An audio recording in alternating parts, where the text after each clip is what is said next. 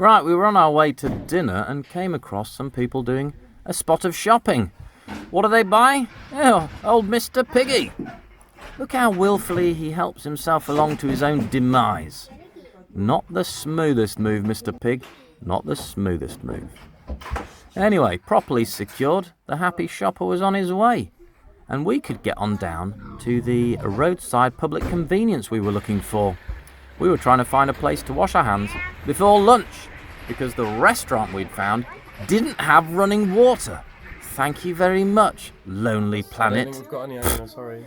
Rough as a monkey's left testicle, this place. Look at the food preparation area. Lit here, this is the only tap in the whole place. To say I was having some misgivings is an understatement extraordinaire. Oh dear, oh my word. But true to form, the Lonely Planet came through, because the food was absolutely amazing. Rich and fresh and full flavours. After yesterday's avant-garde bookstore, we were ready for something a little bit different today. But first, let me explain, how did Hunter poison himself? Well, he'd been hankering for Bailey's and had bought himself a 9-year-old bottle. No one explained to him that Bailey's is not a thing where vintage is concerned. Nor did the mould around the rim put him off. And I don't know about you, but mould around the rim always puts me off. Anyway, we set off for the day down the small alleys of Shaxi and found our way to the ancient town's square. I definitely didn't crash the drone on the way back. I was just inspecting it for other reasons. But the little fella, whatever had happened to him, had survived and can show you now the opera/theatre stage, raised stage in the central square, and directly opposite there's a temple. We'd been wondering about this clump of raised trees, and turns out it's part of the temple. So in we go. Here's the entrance of the temple, directly opposite the stage, as I say, where the gods, Ha and Hun, can watch the theatre performances as well. Very considerate to put the gods there. But yeah, you can pay next to nothing to come in and have a look at this essentially living museum.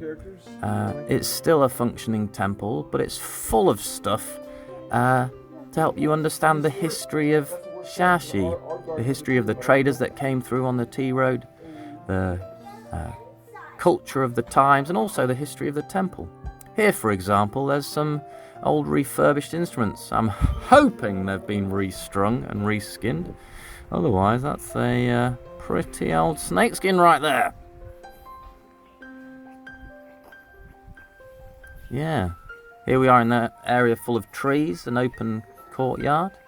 And again, there are loads of stuff to see. Here we've got a model which shows you the temple complex as it might look from a bird's eye view.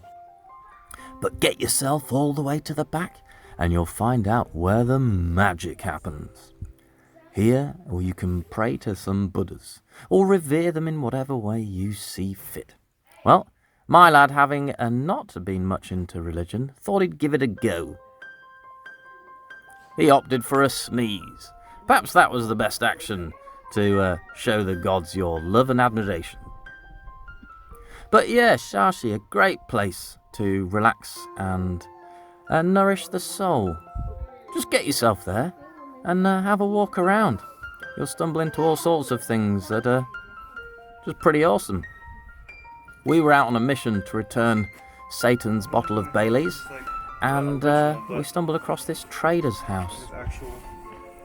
Some man of history who'd managed to navigate the swirling eddies and currents of the tea root trade and amassed enough money to build himself this courtyard house with lots of different rooms for guests and visitors and friends and family, and even, as I heard, the odd concubine. Spicy.